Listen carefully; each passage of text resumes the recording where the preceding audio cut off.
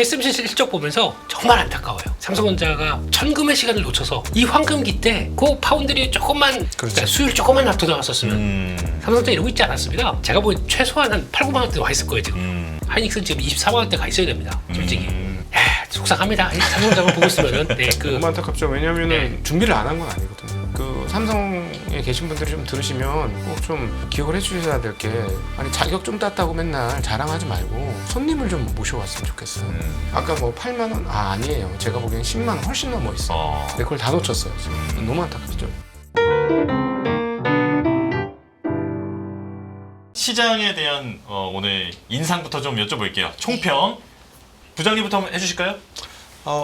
그 국내 주식 투자하시는 분들 굉장히 힘 빠지실 텐데요. 이제 힘을 내셔야 될 것 같습니다. 왜냐하면 제가 힘이 빠지더라고요. 네, 그러니까 저가 그래도 이제 전문 투자자니까 예. 인내력이 좀 있는 편인데 오늘 시장을 보면서 야 이건 좀 너무하지 않아? 막 이런 생각이 굉장히 많이 들었어요. 그러니까 예. 국내 수급 체력이 거의 바닥이고요. 증거를 보여줘도 안 믿고 외국에서 뭔가 증거가 나와야 아 그런가? 하고 약간 움직이는. 그리고 결국 막판에 그나마 조금 회복을 하고 그랬던 거는 외국인들 매도가 줄었기 때문에 그래요. 네. 그래서 외국인들 삼성전자에 집중되는 이 매도는 언제 끝날지 모르겠고 네. 예, 그리고 국내 수급은 없고 참 답답한 상황입니다. 근데 지금 반도체 쪽에 좀 집중해서 말씀을 해주신 것 같은데 제약바이오는 또 최근에 분위기 좋지 않았습니까? 이쪽은 어떤가요? 제약바이오 너무 좋은데요. 이제 슬슬 걱정되는 밸류에이션에 오기 시작했죠. 그러니까 더 갈 수도 있는데 지금부터는 뭐 이게 적정가라고 얘기하기는 어렵고 언제든지 타격을 입을 수 있는 상승이다라고 보는 게 맞을 것 같습니다. 예. 네. 네. 대표님께서는 어떻게 보셨나요? 네, 이게 모르겠습니다. 포인트를 어디 맞추느냐에 따라 다르긴 하는데 네. 좀 해보겠어 이렇게 붙은 사람과 이렇게 붙은 사람의 차이는 좀 있는 것 같습니다. 요즘 시장 분위기 보게 되면 그래서 이렇게 있는 사람이랑 붙어 있는 사람은 무슨 뭔가 차이가 섹터에 따라 다른 건지. 그렇죠. 그런가요? 지수는 사실 별로 움직임이 없는데 종목별로 보면 상당히 큰 차이가 있는 것 같아요. 요즘 보면은 아침에 딱 시작하는 섹터 다르고 네. 장중에 그래서 우르르 갔다가 또 그 다음에 잠깐만 이거 넘어갔으니까 또 이쪽으로 가볼까 또 우르르 이쪽으로 갔다가 또 바로 차익하고 또 우르르 갔다가 이쪽으로 갔다가 막판에 또 오늘 같은 경우는 딱 그렇잖아요. TSMC 실적 발표해서 막판에 또 그걸로 쫙 붙어서 맞아요. 하이닉스 한미반도체 쪽으로 쫙 들어가고 뭐 이러면서 하루에도 1년치 순환이 돌고 있습니다 거의. 이런 걸 보면서 국장이다 K증시다 뭐 이런 느낌이 드는데 근데 이제 저희가 포지션을 짜놓잖아요. 일단 이쪽에 얼마 반도체 얼마큼 뭐 어느 섹터 얼마큼 섹터 이렇게 딱 해서 분할해 놓는데 계좌가 다이나믹하실 거예요. 네. 네. 아침에 올랐던 거 그러다 이제 만약에 새로운 섹터가 나와서 그쪽으로 수급 붙은다 그러면은 오늘 내 계좌 보시면 안 됩니다. 그냥 안 되겠거니 생각하셔야지. 근데 또 모르죠. 그래도 한번 있는 현금으로 따라가 봐. 예. 하는데 짧게 끊는다. 이거랑 차이가 있는 것 같고. 그래서 일단 오늘 시장 동향 보게 되면 네. 네. 왜 업종과 그래도 섹터와 종목들은 살아 움직여요. 근데 그게 네. 러셀 2000이 드디어 저 침몰했던 러셀 2000이 지금 주봉입니다. 보면 작년 말에서 이거 금리 때문에 가장 고통받았던 타격을 많이 받았죠. 이런 네. 쪽들이 어느덧 나스닥보다 먼저 지금 고가를 돌파를 하기 시작합니다. 네. 제가 잘 모르겠는데 요즘에 미국 쪽에서 그냥 좀 작진 않지만 알려졌지만 좀 시장에서 그렇게 큰 영향을 안 끼치는 종목들이라고 했던 종목들이 빠르게 움직입니다. 네. 그런 쪽이 변화가 오다 보니까 예전에 또 그랬거든요. 러셀 2000이 올라오게 되면 한국 지수도 올라온다. 그런 연관성이 있었는데 어딜 이러면서 지금 아닌가요? 러셀 2000만 계속 이렇게 바라보고 있는데 이걸 만약에 조만간 돌파해서 뚫어낸다. 그러면 분위기는 그냥 우리도 지수 됐고 신경 쓰기 싫어. 그냥 섹터 종목 쪽으로 계속 돌아가는 이런 분위기가 나올 것 같아서 그러니까 포인트를 어디에 맞춰야 될지를 좀 잡고 보시는 게 맞지 않나 생각이 들고 있고요. 네. 또 특이한 거는 워낙 약세입니다. 그러면 지금까지 오늘도 그랬잖아요. 현대차, 기아, 자동차 쪽은 워낙 강세로 간다고 지난번에 빠졌었더라고요. 네. 그럼 돌려줘야죠. 그렇죠. 네, 전혀 그런 거 됐고 이렇게 보다 보니까 인도에서 지금 IPO합니다. 그 현대차 네. 인도법인 네. 그 경쟁률이 별로래요.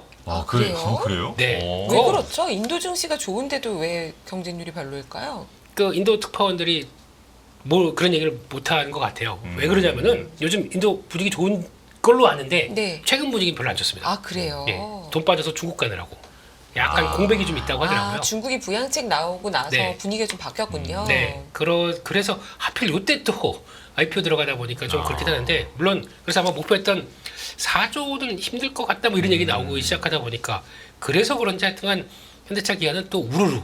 근데 네. 현대모비스는 또 강해요. 뭐 뭔지 모르겠습니다. 그래서 이런 쪽으로 변화 나고 있고 오늘 아시아 증시 전반적으로 정체를 보이다가 지금 대만 증시는 그나마 강보합. 근데 지금 보니까 TSMC가 8% 올라가더라고요. 지금 그 프리마켓에서. 아, 지금요? 네. 대만은 뭐 살았네요.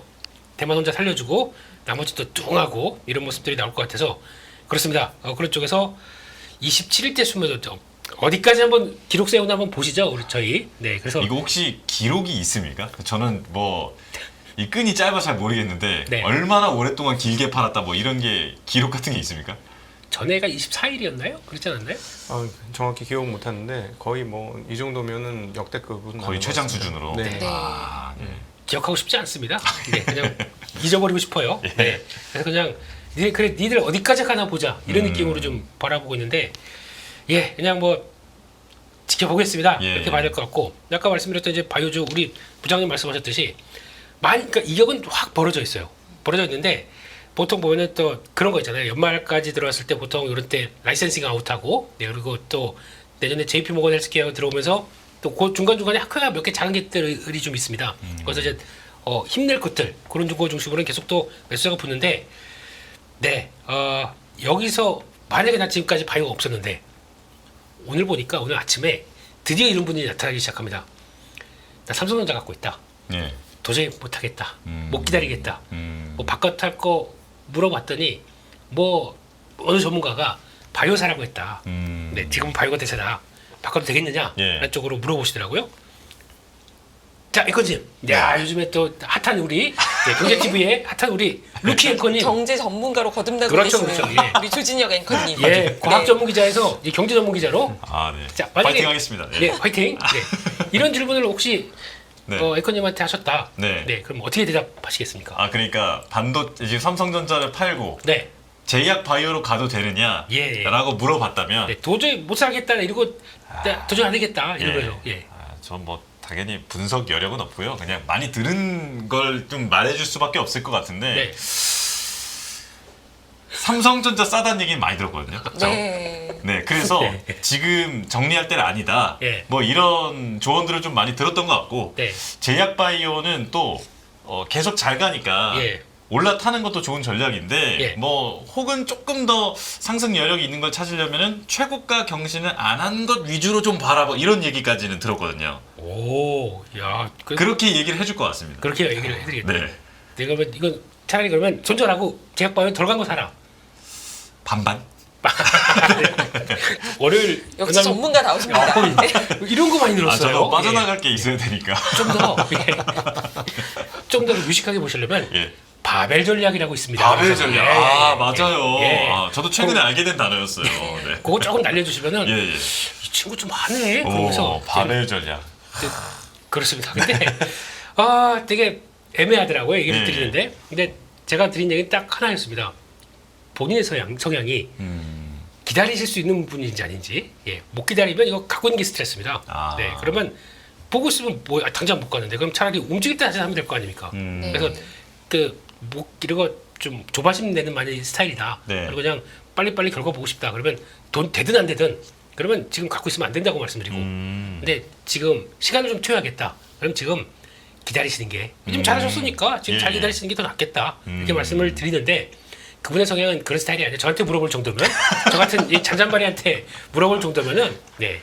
그래서 반은 정리하시라고 그랬어요. 아, 예. 그래요? 차라리 근데 턴할 때 나중에 다시 반 사라. 네네. 그리고 반은 좀 그렇다고 제약바이오 여기서 새로 사라고 못 하겠어요 저는. 예, 갖고 계신데 뭐 또 나중에 변화가 나올 때 보라고 말씀드리고 다른 섹터 네. 예, 뭐 그런 거는 이제 나중에 또 아, 네. to be continued 네. 이렇게 봐야 될 것 같고 오늘 또 강했던 거는 원자력은 뭐 또 얘기 나왔는데 원래 우리나라 원자력이 갈 만한 배경은 아닙니다 이번 뉴스가. 네. 근데 우리나라 원자력도 그래도 어떻게 엮어서 좀 움직이긴 하더라고요. 근데 그 우리나라 수주에 기반을 둘 수 있는 원자력 관련된 종목들은 오늘 다 음봉이었습니다. 아 예. 그래요? 그러니까 컨소시엄 이끌어서 가는 네. 원자력, 모든 원자력 종목들이 다 간 게 아니고요. 네. 그래서 좀 차이가 있었다. 그건 좀 이따 말씀드리고 그러다 보니까 아니 저 완전 그 에너지 쪽 새로 만들면은 전력 설비와 전선은 당연히 들어가야 되지. 네. 그러다 보니까 이쪽도 강했었고 건설 의외로 강했는데 건설도 이 종목 얘기하시면 우리 부장님이 화내시는 종목인데 DLENC. 네, 많이 네. 봤죠. 그 회사가 뭐 저 아마존과 계약한 회사 3개 중에 하나 엑스에너지라고 있습니다. 네. 거기 뭐 투자 지분이 있다고 하다 보니까 아침부터 쫙 올라가더라고요. 아. 그래서 네.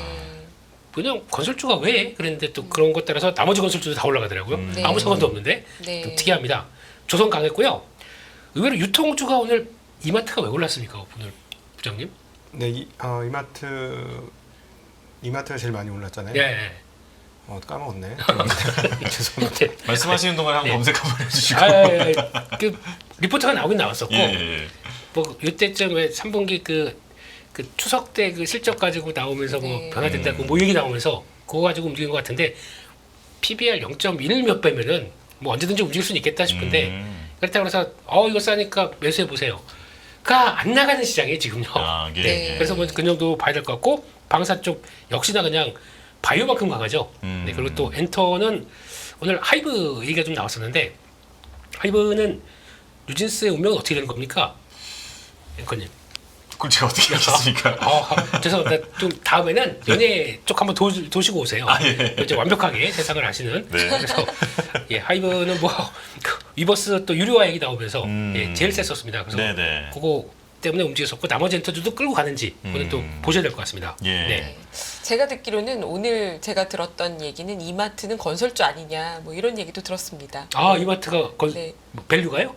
뭐 밸류가 비슷해서 그런지 아니면 뭐 신세계건설 이수했어요? 뭐 관계사 이슈가 있는지 아. 뭐 아니면 이마트가 부동산이 많으니까 원래 건설주 아니냐 뭐 이런 얘기가 나오는지 모르겠는데 아무튼 그런 얘기가 있었던 것 같아요. 네. 예. 네. 어쩌다 하다하다. 이렇게 이마트가 그러니까요. 네. 예. 하다 이런 얘기까지 나올 정도. 저는 네. 각도기 부장님께 요거 하나 여쭤보고 싶어요. 네. 지금 최근에 시장 보면 제약바이오, 반도체, 2차 전지 세 가지 이게 돌아가면서 수급이 계속 왔다 갔다 하는 느낌인데 TSMC가 네. 실적이 잘 나오지 않았습니까? 그러면 반도체 쪽으로 수급이 다시 만약에 쏠리게 된다면 네네. 2차 전지랑 제약바이오를 포함해서 뭐 조선, 방산 이런 부분도 쑥 빠질 수도 있는 건지 네, 어떻게 지금 보십니까? 국내 수급은 없으니까. 예. 국내 수급이 돌면은 말씀하신 대로 오늘 여러 번 돌았어요. 김 대표님께서 얘기해 주셨지만 한 대여섯 개 테마가 돌면서 왔다 갔다 했습니다. 네, 그래서 네. 정말 재미있었던 게 한미반도체가 실적을 지난 분기 대비 거의 한 80-90% 증가했거든요. 550억에서 990억으로. 그리고 그 전 분기에서도 그렇게 큰 폭이 280억에서 550억으로 늘었어요. 그 전에도 100억대에서 280억으로 늘었고. 그러니까 엔비디아하고 똑같아요. 분기 실적 증가하는 게. 근데 하나도 안 오르더라고요. 그러니까 아침에 살짝 오르더니 다른 테마가 붙으니까 다른 테마로 갔다가 네. 결국 이제 마지막에 뭐 한 7% 가까이 올라서 끝났지만 그거는 TSMC 아니었으면 못 올라서 아마 한 3% 오르고 엄청난 폭발적인 실적을 보여줬음에도 그러고 끝났을 것 같아요. 네. 그러니까 테마가 굉장히 많이 돌고 있는 상황이죠. 그러니까 한국의 어떤 기업에 대한 투자라기보다도 마치 무슨 카지노판처럼 이게 지금 투기적인 흐름들만 지금 잔존하는 굉장히 안타까운 시장 분위기입니다. 네. 아니 사실 TSMC의 어닝 서프라이즈를 보면서 한국 일단 삼성전자의 소외는 너무 마음이 아픈 지가 오래됐고 네. 그러면 SK 하이닉스라도 이쪽 지금 AI 관련된 이 반도체 라인에 있는 SK 하이닉스 같은 대형주가 좀 실적 서프라이즈를 내주면 이렇게 막 잔잔하게 움직이는 수급장보다 오히려 정말 펀더멘탈에 의해서 큰 돈이 들어오는 이런 시장이 되는 게 아닌가 이런 기대를 요만큼 해봤는데요. 어떻게 보십니까? SK 그러니까- 하이닉스의 서프라이즈 가능성. 무조건 서프라이즈예요. 네. 뭐 볼 것도 없어 제가 보기에는. 그러니까 이제 그 컴퓨터 반도체 IT에서 이렇게 생각하시는 게 마음 편하실 것 같아요. AI 가속기는 따로 떼어놓고 생각해라. 그냥 AI 가속기는 그냥 신세계다. 네. 그냥 어너더 월드가 열린 거다라고 생각하시고 왜냐하면 오늘 TSMC의 발표 내용을 보면 대표가 나와서 뭐라고 하냐면 이제 시작이다라고 했어요. 이제 시작이다라고 얘기했고 자기네 이제 지금 그 생산하고 있는 게 3, 4, 5나노 4, 5, 6까지 해가지고 네. 거기에 집중되어 있거든요. 미세 공정이 70% 가까워요. 그러니까는 마진이 상당히 높고, 그런데 지금 뭐라고 얘기하냐면 2나노 공정에 줄 서 있다. 그래서 2나노 공정의 규모를 지금 기존의 그 규모보다 훨씬 더 키울 거다. 네. 이렇게 얘기를 하고 있어요. 그러니까 이게 뭐냐면 그 두 군데 회사죠. 애플과 엔비디아가 미세 공정에 대한 욕구들이 엄청나게 강하고 줄을 서 있는 상황이고, TSMC가 이렇게까지 강하게 얘기할 수 있어? 예. 아니 이제 시작이라는 거예요. 네. 그러니까 이건 뭐냐면 AI 가속기 시장은 그냥 그들 나름대로 놀기 시작하는 거예요. 그러니까 이거는 그냥 딴 세상, 딴 반도체 이렇게 생각하시면서 가야 되고, 여기에 올라탔느냐 안 탔느냐에 따라서 결과는 어마무시하게 달라지는 거다. 이 TSMC 대표의 말이 맞다면 저희는 뭐 어느 정도 성숙 과정을 지나고 25년도 되면 충분히 다 가지고 가서 피크를 찍고 26년도부터 피크 아웃 되는 거 아니냐 뭐 이런 네. 생각을 하고 있는 참에 TSMC는 이제 시작이라고 얘기하고 있으니까요. 그래서 AI 가속기 시장에 같이 붙어 있는 회사들은 실적은 어마무시하게 좋을 거예요. 근데 한국 시장이 안 좋아서 하이닉스가 못 가는 겁니다. 네. 그러니까 뭐 한미 반도체가 물론 이제 주가 싸진 않아요. 네. 지금 뭐 시가총액이 뭐 10조가 넘는 회사니까 뭐 그 분기에 뭐 한 1,000억 가까이 했다고 해서 그게 싼 건 아니죠. 근데 그럼에도 불구하고 이 안에 있는 핵심 기업 중에 하나인데 전혀 대우를 못 받아요. 그건 뭐냐면 최소한 오늘 하루는 올랐어야 되거든.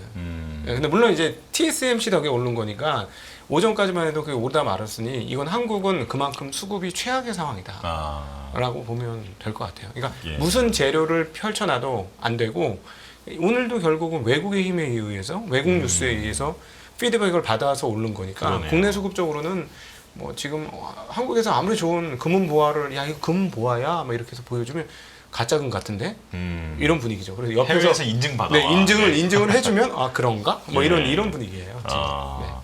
TSMC 관련해서 그 김민수 대표님도 좀 자료를 준비해 오신 게 있다고 들었는데, 네, 네, 좀 직접 소개를 해주실까요?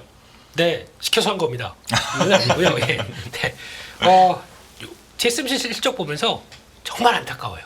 저는 삼성전자가 천금의 시간을 놓쳐서 네. 저러고 있는 거에 대해서 이 황금기 때 그 파운드리 조금만 걸쳐서, 그러니까 조금만 그렇죠. 그러니까 수율 조금만 놔둬 나왔었으면 삼성전자 이러고 있지 않았습니다. 예. 예, 거기서 그냥 발 붙였었으면은 제가 뭐 최소한 한 8, 9만 원대 와 있을 거예요 지금. 그럼 하이닉스도 그렇게 안 빠졌을 거고요. 예. 둘 다 아니 삼성전자가 메모리 쪽에서 저런데 하이닉스 너는 올라오면 안 되는 거 아니야? 이거 밸류 이거 보느라고 지금 여기 와 있거든요.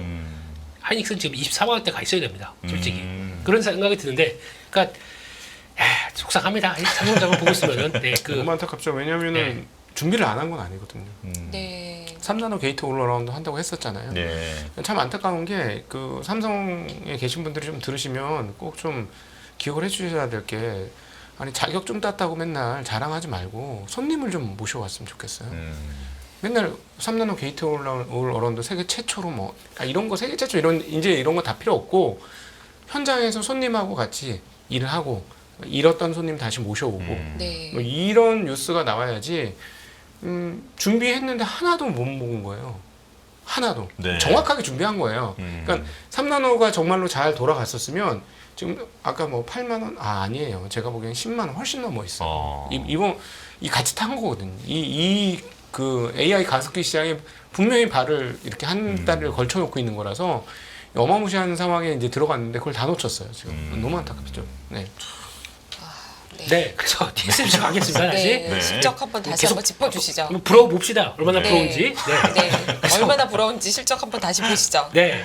뭐 쭉 보셔서 뭐 수치보다도 그냥 증가분으로만 따질게요. 네. 매출이 작년 동기 대비해서 36% 늘었는데 순이익이 54% 늘은 게 원래 한 40% 늘으면 서프라이즈라고 그랬어요. 네. 네. 그냥 비트 해버렸네요. 네, 그런 쪽에서 느끼는 거는 요 캐펙스 투자가 이거 그러니까 정확한 수치는 내년 1월에 공개한다고 그랬습니다. 네. 그때 보는데 지금 시장에서 이제 고민이 많아요.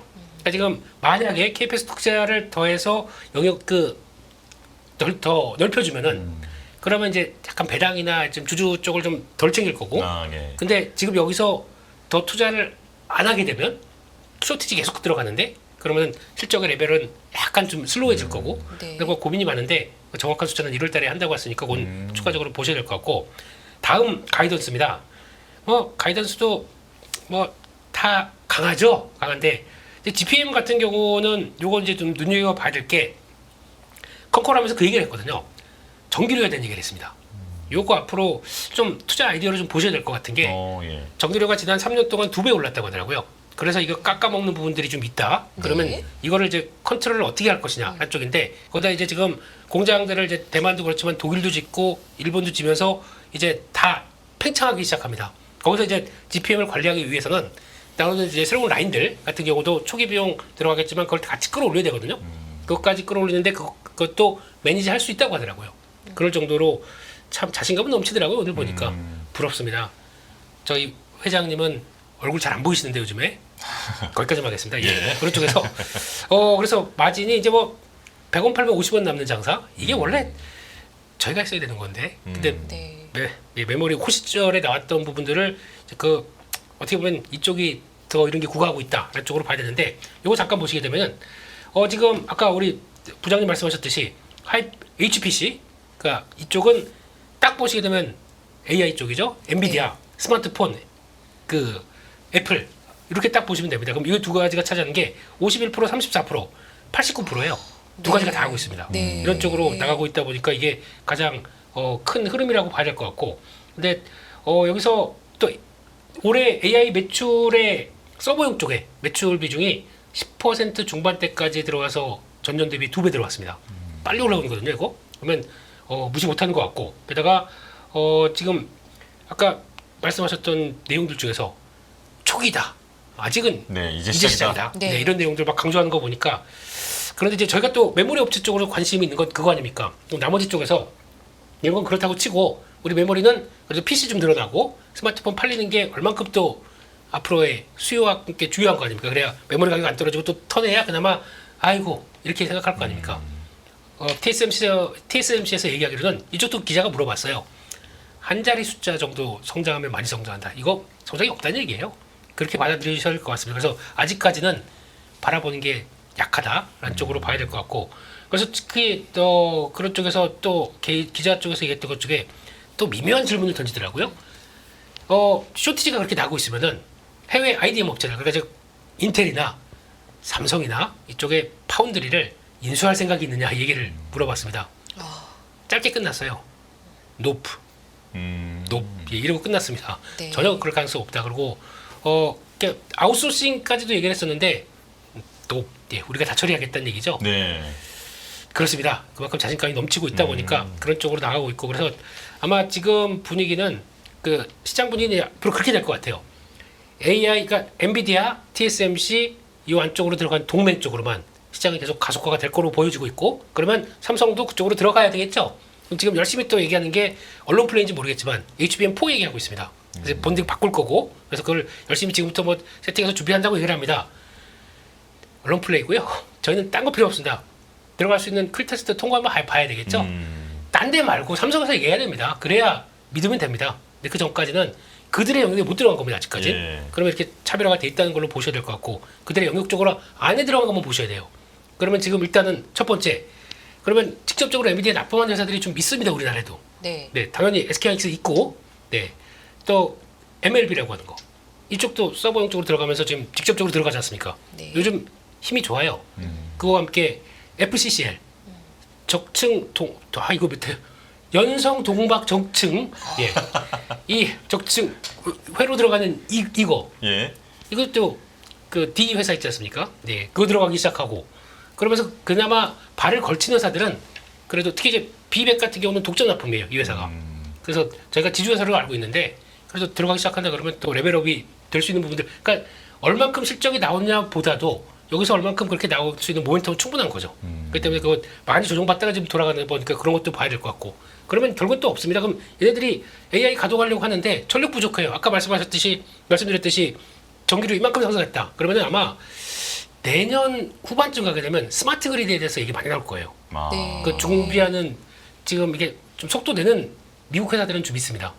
그걸 해서 아무래도 전력 손실들 막아야 예. 여러 가지 비용 측면에서 좋게 나오기 시작하겠죠. 그런 것들 한번 체크해봐야 될 것 같고, 거기다가 그나마 우리가 강점 있는 거는 전력 설비, 뭐 전선 그런 거라도 지금 따라갈 수 있으니까 그런 거 보셔야 되겠죠. 아.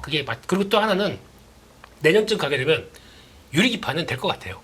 유리기판은 될 것 같은데 이제 누가 주도를 하면서 어떻게 간다는데 물론 대기업이겠죠. 대기업이 지도를 해서 들어갈 텐데 TSMC 계획은 투자 계획 중에서는 2026년도 상용화를 앞두고 있다 보니까 인텔도 뭐 열심히 얘기했어요. 그러다 보니까 있는데 거기서 나오는 것과 연결됐을 때 실리콘 포토닉스 기술은 연결되기 시작하게 되면 전력이나 속도 다 잡을 수 있으니까 그렇게 해서 유리기판 쪽으로 나오게 되면 혹시나 그런 쪽들 그렇게 해서 좀 한정돼서 지금은 이제 막 펼쳐놨던 게 하나하나 좀 정리가 돼서 그쪽에 대해서 모아가는 모습들이 시장에서도 보이지 않을까 생각하고 있습니다. 어떤 그 투자 포인트에 대해서도 좀 짚어주신 거네요. 그러면 스마트 그리드 포함해서. 이거 뭐 됐고요. 부러울 수밖에 없어요. 이거는 네네. 그냥 뭐 사야 될지 그것만 고민하고 있습니다. 예. 그러면은 부장님께는 네. 한미 반도체 요거 관련해서 여쭤볼게요. 그러니까 HBM TC 본도 테스트 중이었던 한화 인너가 네. 지금 이제 오늘 주가가 급락했는데 이게 SK 하이닉스 쪽에서의 그 테스트에서 탈락한 네. 거 아니냐 이제 이런 네. 설이 나와서 이렇게 좀 쭉 떨어진 거잖아요. 네. 그렇다면 이제 한미 반도체의 지금 위상은 여전히 공고한 건지, 네. 예 그리고 지금 오늘 나왔던 이런 이야기들은 또 뭐 이제 실제 사실인 건지, 네네. 예 좀 들어오신 정보가 있을까요? 일단 그 아니땐 굴뚝에 연기 나겠느냐 하는 생각은 들고요. 이게 이제 탈락을 하더라도 탈락했다라고 이런 식으로는 하진 않을 겁니다. 왜냐하면 네. 하이닉스 입장에서는 다중 밴드를 가지고 그렇죠. 가고 싶기 때문에 이 회사 말고도 이제 또 다른 회사 있거든요. 그 회사의 장비도 계속 쓰려고 하고 일부는 장비를 들여오는 상황이에요. 근데 한미 반도체의 이익 규모를 보면 저 이익 규모라는 게 사실은 어디서부터 나왔느냐? TC 본도에서 나왔다고 하는데 그럼 TC 본도 쓰는 데가 누구냐? 하이닉스하고 이제 마이크론 막 이거예요. 그런데 저렇게 늘어났다면 그리고 뭐 이번에 사장 박동신 부회장도 나와서 굉장히 자신 있게 이야기를 했는데 그걸 봐서는 여전히 한미 반도체 TC 본도 납품이 가장 많을 수밖에 없고 이렇게 보시면 될 것 같아요. 뭐 하나라든가 또 다른 그 뭐 에이모 회사 이런 회사들은 계속해서 테스트 물량을 넣어서 하이닉스 입장에서는 한 군데 매여 있지 않고 여러 군데 같이 하려고 하는 그런 노력을 할 겁니다. 지금 사실 과거 기준으로 보면 지금 그 TSMC만큼의 이익률이 한미 반도체에서 나왔거든요. 네. 근데 중견 중소기업한테 그 정도의 마진을 준다? 한국에서 좀 있기 어려운 일이었어요. 네. 그만큼 이건 독점적인 지위를 갖고 있기 때문에 이런 정도의 마진을 줄 수밖에 없었던 거고. 그리고 이제 박동신 부회장 얘기 중에 저는 가장 재밌었던 얘기가 뭐냐면 그 서양 속담에 못이 하나 없어서 말발굽을 못 갈아서 전쟁에 진다라는 얘기를 딱 했어요. 우리는 멋진 이 말이네요. TC 본도는 못과 같다라고 얘기했는데 어떤 생각이 들었냐면 그 못을 못 가진 사람이 지금 누굴까요? 그래서 갑자기 저는 연상이 되더라고. 곽동신 부회장이 삼성 들으라고 이 얘기를 하나 보다. 그러니까요. 너희들 우리 못 없잖아. 그러니까 네. 전쟁에서 지는 거야. 갑자기 사실 상당히 뚱딴지 같은 예화를 들어서 뭐지? 이 처음에 이랬는데 두 번 세 번 곱씹어 보니까 그 얘기인 것 같더라고요. 삼성전자 우리 없으면 못하니까 빨리 정신 차리고 우리 거 빨리 써. 뭐 이런 정도의 자신감을 보여준 거니까 제가 보기에는 하이닉스 입장에서는 뭐 한화 것도 그리고 에이모사 것도 계속해서 쓰긴 하겠으나 거기까지는 시간이 꽤 걸릴 거고 그게 하기 전까지는 한미반도체가 이렇게 자신 있게 얘기하고 이제 캐퍼도 엄청나게 증설하겠다 뭐 이렇게 하는 걸로 봐서는 뭐 미국에도 AS 센터 만들겠다는 거 봐서는 당분간 이 흐름들은 지속이 될 거고 이미 받아놓은 물량들이 상당할 것이다 라고 그렇게 판단할 수 있겠습니다. 예. 네. 지금 어쨌거나 미국 증시도 계속 좋은 게 결국에는 AI 사이클, 그렇죠. 이 반도체 사이클이 여전히 유효하다. 이 성장성이 꺾이지를 않는다. 이건데 사실 한국에서는 SK 하이닉스도 주가가 썩 그 실적에 비해서는 부진한 것 같고 여기서 수혜라고 하면 전력주다라고 김민수 대표님 말씀해 주셨는데요. 마침 또 아마존이 네. 이 전기가 모자라니까 이제는 모든 전기를 다 쓴다고 SMR 원전 얘기도 아마존, 마이크로소프트 다들 하고 있지 않습니까? 네. 이 아마존도 SMR에 투자한다. 원전주 어떻게 봐야 됩니까? 어제 말씀드렸고 2탄. 네. 어제 개고 살 걸. 예. 근데 전력이 부족하면 이게 실제로 현실화될 가능성이 있지 않겠습니까? 그렇죠. 그래서 미리 준비하는 거죠. 근데 네. 좀 다른 게 저희가 생각하듯이 데이터 센터 이렇게 모아놓고 원자력 발전소 이만한 거 짓고 아닙니다. 아주 효율을 복귀하는 중입니다. 그게 좀 차이가 있다는 거로 보셔야 될 것 같고 게다가 결론부터 말씀드리게 되면 지금 원자력 중심으로 막 또 발전을 이어가서 우리 데이터 센터는 우리가 좀 챙기겠다라는 쪽으로 나오게 되면 예전과 다른 분위기고 그러니까 SMR이라고 하는 소형 원자로인데 이걸 보게 되면은 주도력은 미국에 있습니다. 그러니까 네. 저희가 미국에서 움직이게 되면은 관련주, 수혜주 뭐 이렇게 보시지 말고요. 이제는 할 수 있잖아요. 저희 미국 가서 투자해야 돼요. 그냥 미국 원전주를 사라 이런 그 말씀이신가요? 서학개미가 되어라. 네. 차라 이제 도저히 못 살겠어요. 이러고 못 살겠습니다. 그냥 추세적으로 움직이는 거 볼 때는 차라리 그냥 직접적으로 들어가는 게 맞겠다라고 해서 그리고 사이클이 이번에도 그래요. 그러니까 지금 우리나라는 어차피 이제 원전 쪽을 이제 키운다라고 해서 어디 가서 수주를 해서 따와서 그거 가지고 볼 수밖에 없는 입장인데 수주할 때 마지막 컨펌은 누가 합니까? 미국이 합니다. 예. 네. 기분에 따라 달라요. 그렇기 때문에 그거 눈치 본다. 그러면 미국 쪽은 자기네들이 결정을 하잖아요. 그러면 그걸 본다라고 하게 되면 이번에 소형 원자로도 주도는 우리가 아니라 그들이 합니다. 그럼 그쪽으로 보시는 게 더 맞을 것 같아요. 그게 더 투자에 대해 맞을 것 같고. 그러다 보니까 지금 원자력 발전은 첫째 기억하셔야 될 게 소형 원자로고 거기다가 민간 에너지 업체가 낍니다. 낄 수밖에 없죠. 얘네들은 이제 막 기술을 갖춘 회사인데 그럼 그거 가지고 얘네가 에너지를 그럼 여기서 받아다가 빅테크 기업체에 전기를 공급하는 삼각구도로 되어 있습니다. 네. 그럼 요 세 가지가 지금 빅테크가 몸이 달았으니까 하는 거죠. 이제 앞으로 가게 되면 전력 부족 나오면 전기료 확 틀 거 아닙니까? 얘네들이 다 민간 사업자들이고 네. 그렇게 됐을 때 그러면 우리가 직접 챙겨야겠다라고 하다 보니까 벌써 나왔던 게 마이크로소프트, 구글, 이거냐 그 아마존 네. 또 나오겠는데요. 안 하는 회사들 있지 않습니까? 네. 뭐 애플이나 나머지도 가만히 있을까요? 네. 그러다 보니까 지금 아예 그 샘 올트만 형님이 아니죠. 선생님께서 동생이에요. 예. 네. 동생이요? 예. 동생이라고 하기는 너무 위대해져가고 거의 있죠. 뭐 이제 위인전 네. 나올 상황. 큰일 나요. 어디 이제 AI 시대에 그분들 동생 그렇거든요. 예, 예. 네. 네, 그런 분께서 투자하신 이제 회사들 가지고 이제 거론되지 않습니까? 네. 이것도 한 달 만에 막 두세 배씩 나요. 그러니까 그만큼 이제 가치를 부각받는 과정들인데 그런 쪽에서 그 소형 원자로를 이해를 하셔야 될 것 같고 네. 우리는 아니다. 그렇기 때문에 그거 보시는데 일단 뭐 원자력 발전 관련돼서 지금 시장 분위기가 바뀐 게 그거죠.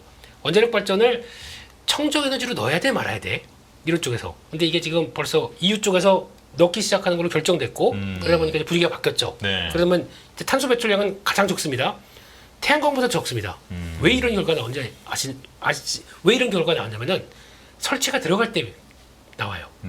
그러다 보니까 거기서 발전하는 쪽이 나오다 보니까 생산할 때 네. 나오는 것까지 계산한다 그러면 그 태양광 모듈 생산할 때까지 들어오는 네. 것까지 생각하게 되면 탄소 배출량이 높습니다.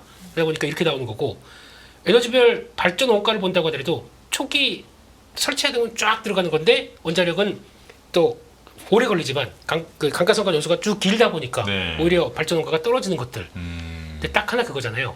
사고 나면 그렇죠. 이거 또 핵폐기물 또 보관. 그것도 그렇고요. 그렇죠. 예, 그러다 보니까 그게 발전 원가에 포함되느냐 안 되느냐를 가지고 보는데 안 됐습니다. 생산하는 데 든 비용이에요. 그러니까 그것까지 감안하게 되면 이거 아니다 많이 올라간다라고 얘기도 하더라고요. 예. 근데 지금 원자력 또 키우는 입장 쪽에서 싹 빠지죠. 예, 유지 보수 빼고 생산만 이런 쪽인데 일단 지금 국가별 원자력 발전소 보게 되면은 원자력 수는 그러니까 아직까지 대형이에요. 큰 거 이런 원자력 발전소 크게 지었느냐 그러면 땅덩이가 넓으면 좋겠네요. 네, 이런 쪽에서 봤을 때 미국, 프랑스 즉 시장이 지금 원자력을 주도하는 나라가 어디냐? 미국하고 프랑스입니다. 근데 중국은 이제 막 커왔던 상황들이고 중국은 어디서 받았냐면 러시아로 받았습니다. 그러다 보니까 이거 두 개는 같이 보기 시작하는데 그러면 이제 글로벌 전력 부족 사태가 나기 시작하면서 다 우리도 원자력 지어야지라고 하게 되면 러시아, 중국 거는 못 씁니다. 아무리 가성비가 있어도 네. 눈치 보이잖아요. 네, 미국이 가만히 있겠습니까? 이럴 것도 하겠죠. 그쵸. 예, 그러다 보니까 거의 뭐 미국, 프랑스인데 프랑스는 또 콧대가 높아가지고 단가가 높아요. 예, 예. 우리 거 쓰기 위해서는 또 여러 가지 절차도 있고 좀 이따 네. 이거 한번 보실까요? 예, 지금 원자력 비교를 해보게 되면은 설치 용량 대비해서 이제 바카라 거 물론 용량이 4기다 보니까 큽니다. 그럼에도 불구하고 이거 비용을 따지게 되면은 가장 4기임에도 불구하고 영국에서 지었던 2기만큼 보다 싸요. 아주 가성비 높은 거니까. 한국 하면 이제 가성비예요. 뭐 방산도 그렇고 비용 떨어지는데 네.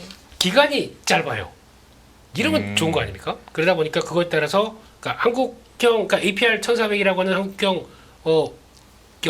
원전 네. 쪽이 왜 이렇게 부각을 받는지에 대해서 이제 데이터로 나오다 보니까 그러면 또 아니 일단 뭐 되게 급해요 이 사람들은 당장 전력 부족 나올 텐데 그걸 기다리겠습니까? 그러다 보니까 지금 막 붐을 일으키고 있는 중동도 한다. 유럽 쪽에서도 뭐 어디더라? 저 노르웨이도 한다 그러고 막 지금 의회에서 막 예산 반영하기 시작하고 뭐 이런 쪽들 보게 되면은 기대감이 높은 거죠. 근데 이거는 아까 보셨듯이 지금 저희는 해외 원전 수주를 통해서 나오는 쪽이다 보니까 이거는 또 오래 걸리고 뭐 또 정부도 또 같이 주도해서 하고 하다 보니까 이거는 차이가 있고 당장은 지금 소형 원자력 쪽으로 가고 있다. 이거를 보시는 게 더 맞다고 봐야 될 것 같고요. 그래서 뭐 이건 나오는 얘기들 뭐 사우디, 네덜란드, 불가리아 다 이렇게 보게 되면은 유럽 쪽도 만만치 않게 있는 거죠. 그런 쪽을 보시는데 튀르키예는 좀 모르겠어요. 적극적이긴 한데 지진이 자주 나요. 아, 그래요? 네, 그래서 이거는 좀 그렇지 않나라는 생각이 들거든요, 개인적으로는. 그래서 그거는 모르겠습니다. 근데 알아서 잘 하시겠죠. 근데 여기서 보시게 되면은 의외로 지금 이번에도 보니까 현대건설 같은 경우도 영국에서 이번에 원자력 관련된 소형 원자력 관련돼서 프로젝트를 하는데 이번에 최종 입찰자까지 들어갔어요. 현대건설도 만만치 않아요. 그러니까 지금 저희가 건설회사가 해외 쪽에서 건설을 했었을 때 과거에 원자력 관련된 쪽에서 충분히 경험을 했던 회사들이 좀 많거든요. 아까 DLENC도 있겠지만 대우건설도 있습니다. 이런 쪽도 있는데 이게 그러면은 이번에 그 두산 에너빌리티도 나오는 게 벌써 우리가 준비하기 7, 8년이라고 얘기합니다. 네. 그러면 두산 에너빌리티에 갖고 있던 것과 건설 쪽에 같이 연결돼서 부분들이 많기 때문에 보게 되면 건설사들도 장기적으로는 수혜를 받을 수가 있어요. 근데 지금은 그거는 이제 싹 빠져 있기 때문에 그것도 일단 보자. 거기까지만 보겠습니다. 예. 정말 신기한 게 다 AI로 이게 시작이 된 여기까지 거잖아요. 연결이 된다는 게. 예, 네. 그리고 오늘 그 엔비디아 실적 보면 그 HP 그 고성능 PC니까 이 AI 가속기가 이익의 절반이에요. 그러니까 네. 그 애플이 마진을 적게 주는 회사도 아닌데 모바일 한 30% 정도 되거든요. 그러니까 그거보다 훨씬 더 높은 마진이에요. 그렇죠. 물론 이제 뭐 코어스 공정이라든가 이런 거 공정 비용이 많이 드니까 돈이 많이 나가고 그러니까 레베뉴도 더 커지는 그런 거는 있는데 그만큼 지금 여기서 원전 생각을 할 정도로 빅테크들이 되게 마음이 바쁘다. 근데 네. 왜 그럴까 곰곰이 생각해봤는데 여기에 대해서 오늘 젠스랑이 굉장히 의미 있는 얘기를 좀 했어요. 젠스랑이 뭐라고 했냐면 AI는 곧 로봇이다라고 얘기했어요. 네. 그렇게 하면 지금 왜 이렇게 빅테크들이 난리를 피고 그다음에 서로 간에 이 대혈투와 대전쟁과 장비 확보를 위한 군수전을 하고 있는지가 좀 이해가 되는데 그러니까 물리적 로봇도 있고 소프트웨어 로봇도 있다는 거예요. AI로. 그래서 이 AI가 로봇이 되어서 생산성 혁명에 엄청난 도움을 줄 것이고 인간 옆에서 많은 도움을 줄 것이다라고는 굉장히 젠스랑이 강조해서 얘기를 한 부분이 있거든요. 근데 그게 틀린 말이 아닌 거예요.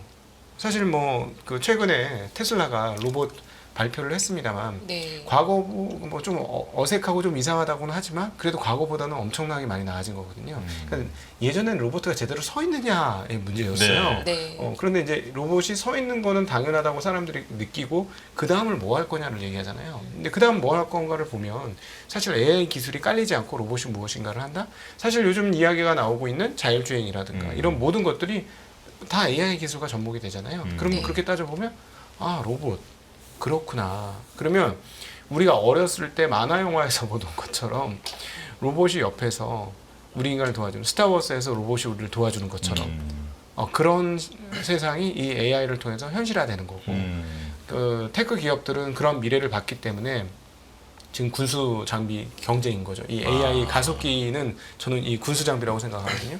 이 군수 경쟁이 어마무시하게 터질 수밖에 없었고 이렇게 높은 마진을 주면서까지도 급하게 사람들이 찾는 이유는 바로 그것 때문이다. 여기서 내가 먼저 로봇의 핵심에 있어야 이 시장을 다 먹을 수 있다. 네네. 이런 생각을 빅테크들이 하는 거겠죠. 네. 네. 로봇 말씀하셨는데 사실 이게 진짜 시작은 AI 반도체부터 시작해서 쭉 연관된 산업들이 지금 계속 움직이는 네. 거잖아요. 근데 로봇 하면 사실은 한국은 현대차 아닙니까? 그렇게 생각하시면 안 돼요. 그렇게 생각하시면 이게 저희가 이제 사고 방식이 좀 바뀌어야 돼요. 네. 로봇 하게 되면 저희가 이제 로봇 관련주 그러면 가장 뭐부터 찾냐면은 네. 들어가는 부품, 거기 들어간 기업, 그렇죠. 이거 찾기 시작하는데 우리가 이렇게 나가게 되면 언제까지 제조국가로 있어야 됩니까? 아니 그 맞는 말씀이시지만 반도체에서 삼성전자가 밀린 것도 속상한데 네. 현대차는 지금 무슨 일입니까? 근데 차는 네. 아니 인도 IPO 한다고 하는데도 주가가 이렇게 외국인들이 매도를 많이 했지 않습니까? 이제 이러다가 로봇 테마도 안 되고 인도 IPO도 안 되고 왜 그러는 겁니까? 일단은 뭐 당장 봤었을 때 네. 뭐 그냥 하는 얘기로는 3분기 실적 슬로우 하겠죠. 벌써 이제 7월달, 8월달부터 팍 꺾이기 시작했으니까 특히 유럽 쪽에서 안 좋았습니다. 그러다 보니까 꺾이는 거 반영돼서 대수 보고 그냥 계산하다 보니까 예상치 좀 실적 시즌 들어왔는데 좀 그러네. 그리고 팔았을 수도 있겠죠. 그러면 나아지게 되면 다시 사겠죠. 그런 정도는. 네. 근데 뭘 좀 장기적인 걸 보고 또 뭐 삼성전자처럼 그렇게 판다. 그러면 또 얘기는 달라질 것 같은데 그건 모르겠습니다. 그건 또 차후에 봐야 될 것 같고. 근데 현대차도 열심히 이것저것 다 준비해요. 그 강남에 그 뭐지 GW 그 센터 그거 GBC. GBC 네. 예 그것도 한동 줄였다면서요. 네. 네 그래서 예, 돈 들어가는 거 막아야 돼요. 그런 데 말고 다른 데로 좀 써야죠. 들어가는데 일단 제가 생각하는 거는 로봇 아이디어 좋습니다. 좋고 나가는데 우리는 전통적으로 다 하드웨어 쪽에서 오리엔티드 돼 있다 보니까 그들이 그러면 어차피 얘들은 처음에는 이제 이거 보여주고 옵티머스 가지고 돈을 번다라고 하면 옵티머스로 돈을 우리가 테슬라가 만들어서 이거 돈 벌까요? 아닙니다. 테슬라도 전기차 이거 팔아서 그거 가지고 돈 벌려고 하는 거 아니에요. FSD 가지고 구독하면서 꾸준히 서비스로 돈 벌려고 하는 거죠. 네. 그거를 생각해야 되거든요. 그러니까 지금 마찬가지로 로봇도 저희가 이제 만약에 이제 우리가 이제 가사 로봇 들어온다. 여기다가 그러면 얘 프로그래밍 하기 위해서 요리하는 소프트웨어가 있어야 될 거 아닙니까? 네. 그걸 훈련시켜야 되는 거.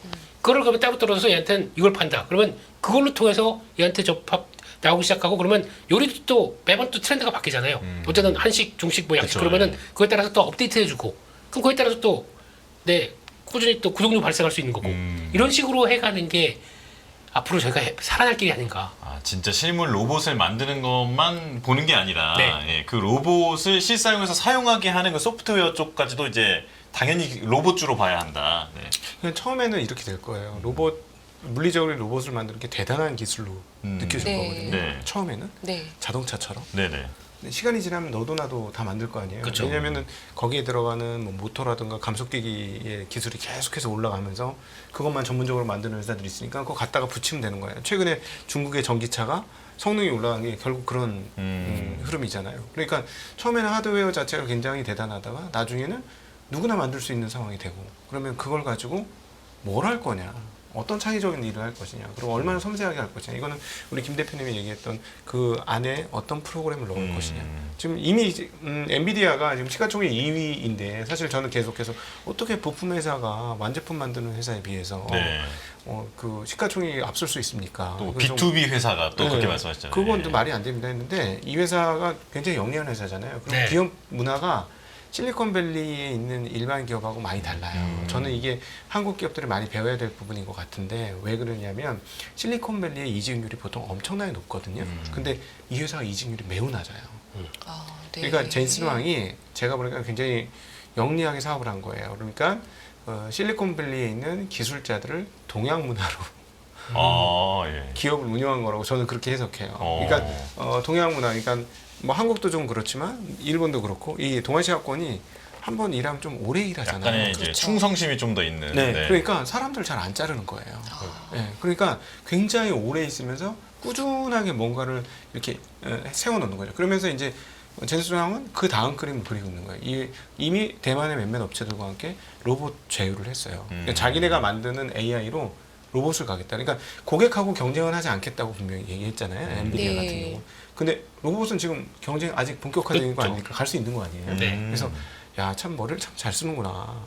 그럼 만약에 그렇게 해서 로봇 쪽에 진출을 한다면 단순히 이제 부품 만드는 회사가 아니라 얘도 일종의 완성체를 만드는 빅테크 업체로 거듭날 수도 있겠다. 근데 뭐 처음에는 되게 쉬운 것부터 하겠죠, 분명히. 저는 처음에는 그 물류 로봇과 그냥 뭐 키오스크 같은 거, 그거를 말로 해주는 로봇, 뭐 이런 것들부터 시작할 것 같아요. 근데 점점 근데 굉장히 빠른 속도로 진화해 가겠죠. 우리가 이제 어렸을 때 뭐 태권브이 마징가 이거 보다 보니 로봇이라고 하면 사람처럼 움직이는 휴머노이드 로봇을 자꾸 생각하는데 거기까지는 시간이 꽤 많이 걸릴 거고 네. 단순한 것부터 시작해서 가는데 생각보다 시간은 굉장히 빠른 시간 안에 진도가 나가지 않을까 이런 생각을 해봅니다. 그러니까 이 AI를 그냥 AI로만 보면 뭐 나 지금 챗 GPT 나 안 쓰는데 안 물어보는데 이런데 우리가 지금 쓰고 있는 로봇 청소기라든가 이런 것들이 훨씬 더 한번 진일보하면서 나타나는 현상이라고 보면 이게 그렇게 멀리 있는 게 아니에요. 네. 그러니까 네. 이 그 엔지니어들과 테크니션들은 이런 미래를 보기 때문에 여기 목숨 걸고 지금 뛰어드는 거예요. 밤잠도 안 자고 네. 그 100만 장자들이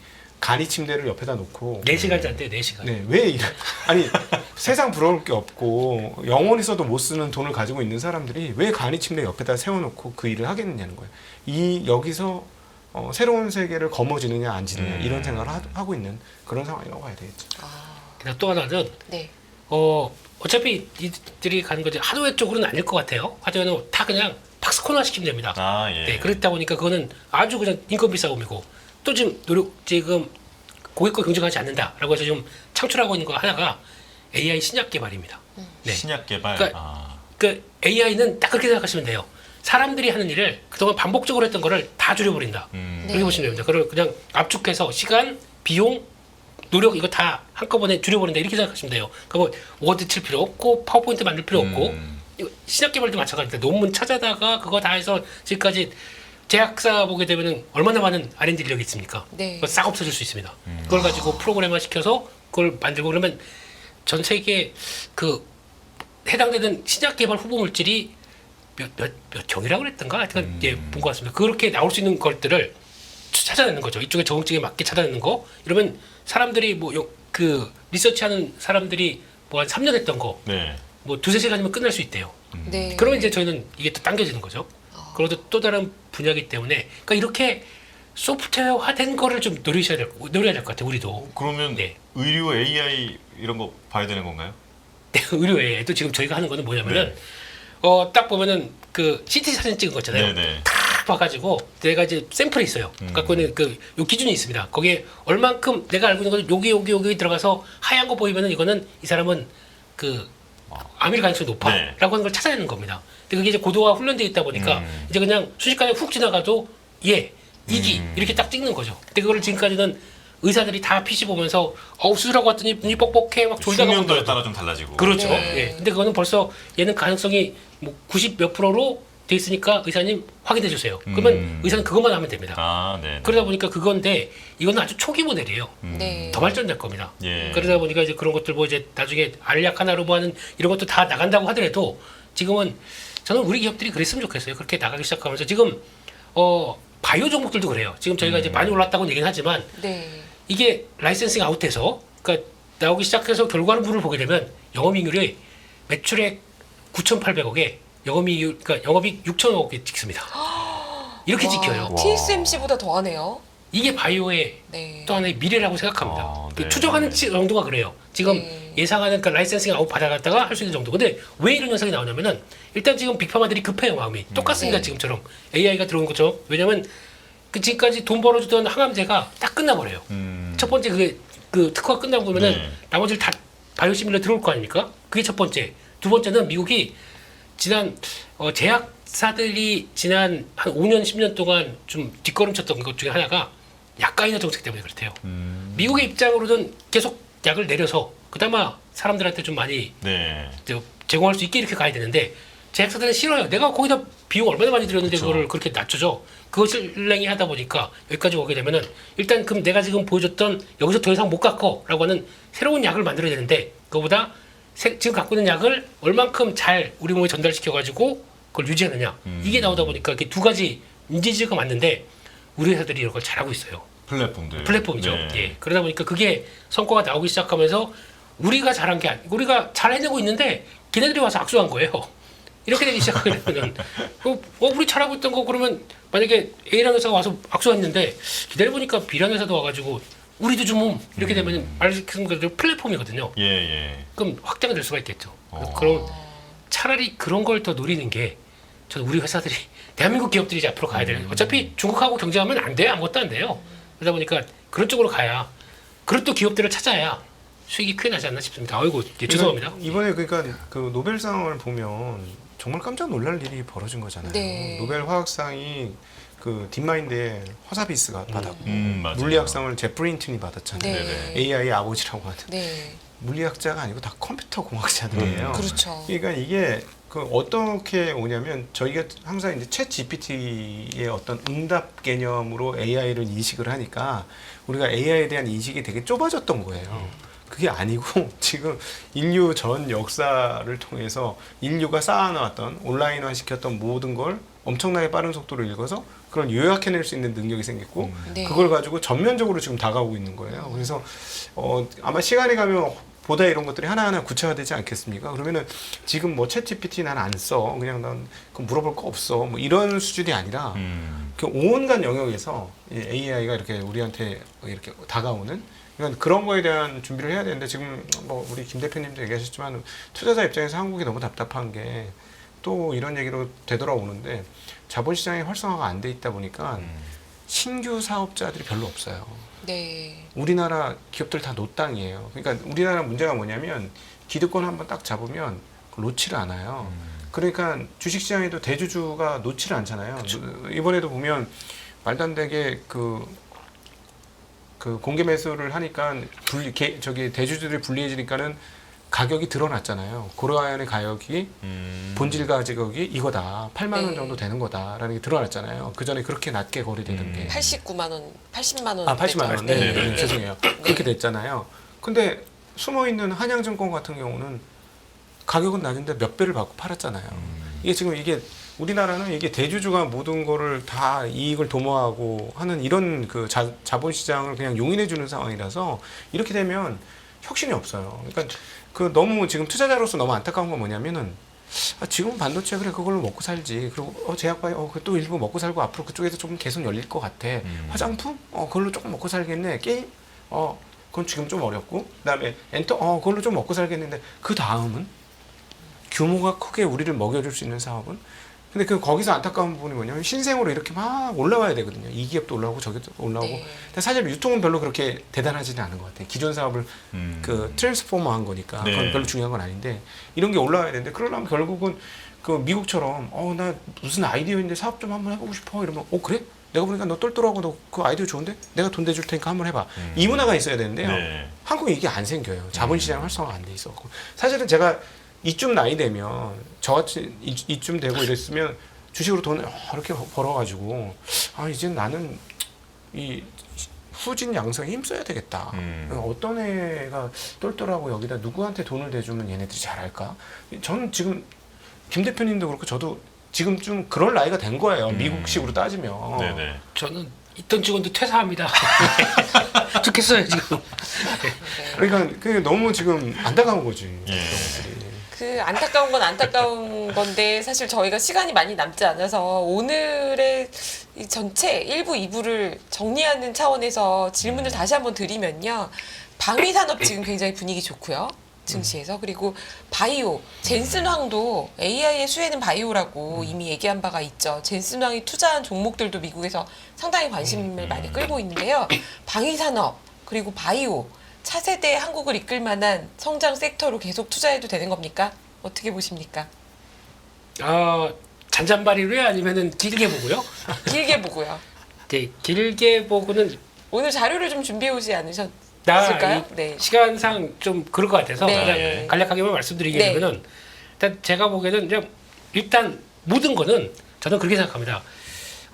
부장님도 아마 똑같이 느끼실 거겠지만 재무제표 딱 볼 때 예전처럼 실적이 늘어나구나 성장하구나 그것도 보지만은 ROE 이거 중요합니다. 그러니까 네. 그만큼의 투입되는 그만큼 얼마큼 회사가 효율적으로 운영하고 있다 이렇게 돈 잘 벌고 있는데 그거 안 떨어지고 그럼 여기서 ROE 유지가 되는데 그 다음에 실적이 레벨업 된다. 그러니까 그 매출이 늘어난다.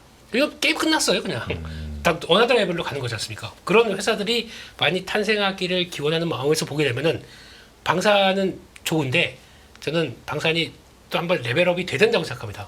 그러니까 그렇다는 얘기는 일단 그냥 방산이 아니라 좀 어렵겠죠. 돈이 필요하니까 우주항공 쪽으로 나가는 방산 이게 더 좀 앞으로 가야 될 쪽이라고 보고 있고 저는 네.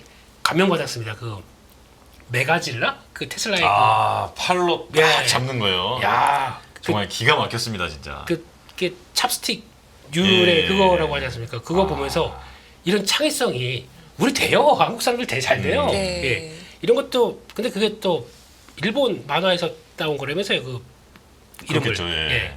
도조도 그렇지 않습니까? 그 기분이 좀 나쁘긴 하지만 네. 그런 것도 보면 걔네들은 일본 한국 이름 따면 안 됩니까? 우리 삼식이 이런 것처럼 이게 젓가락 삼식이야 이러면서 정말 친근하고 좋아요. 그러니까 그렇게 주가에 도움이 안 될 것 같습니다. 이게 어감이.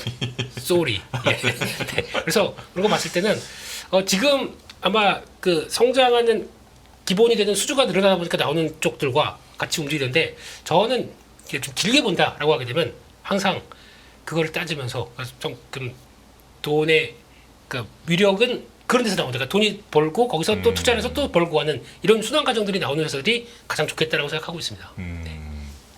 저는 개인적으로 비슷한데 장기적으로는 굉장히 좋다고 봐요. 바이오 같은 경우는 한국의 인재들이 전부 지금 의사 되려고 난리지 않습니까? 네. 그럼 이렇게 한국에서 그 똑똑한 전 세계에서 가장 똑똑한 한국 사람들이 다 그 중에서도 똑똑한 친구들이 가는 그 의학, 제약, 바이오가 어떻게 안 되겠어요? 잘 될 네. 거라고 봅니다. 무조건 잘 되는데 단기적으로는 굉장히 조심해라 라는 말씀 드리고 싶어요. 그러니까 지금은 이제 그 실적이 하나도 없는 주식도 막 올라가거든요. 그러니까 네. 그 계약 사항이 없음에도 불구하고 그런 주식들이 올라가는 거는 별로 좋은 징조가 아닙니다. 그래서 그거 조심하셔야 되겠고, 방위산업도 장기적으로 지금 드디어 뚜껑이 열리고 해외 수출이 됐으니까 좋죠. 근데 트럼프가 당선이 만약에 된다면 조심하셔야 됩니다. 그래요. 왜냐하면 뭐 이미 들은 바로는 한국은 머니머신? 네. 네, 마치 방위비 ATM처럼 분담은 뭐 100억 달러를 받겠다. 네, 뭐 이런 얘기를 하면 만약에 뭐 그걸 다 안 주더라도 1조만 더 줘도 그게 어디서 나올까요? 그 돈이. 결국은 방위비 분담을 많이 하면 할수록 하늘에서 떨어진 돈이 아니기 때문에 네. 방위비 예산이 그쪽으로 쏠리는 겁니다. 그러면 사실 해외 쪽이 뚜껑이 열려가지고 밸류에이션이 확 올라간 건 좋은데 캐시카우는 국내 수급이에요. 국내 국방부에서 돈을 써주는 걸로 계속해서 돈을 벌 수 있는 업체들이기 때문에 그 부분이 이제 줄어드는 거니까 그렇게 되면은 지금은 너무 좋지만 단기적으로는 충격을 또 받을 수도 있어요. 그래서 그 부분은 좀 조심하실 필요가 있을 것 같습니다. 네. 결국 이제 바이오도 그렇고 방산도 그렇고 잘 가는데 변동성 좀 주의하자. 네, 이렇게 정리를 하면서 마무리해야 할 것 같습니다. 자, 김민수 대표, 곽상준 부장, 그리고 김현배 실장과 함께했고요. 저는 조진혁이었습니다. 함께해 주신 여러분 고맙습니다. 감사합니다.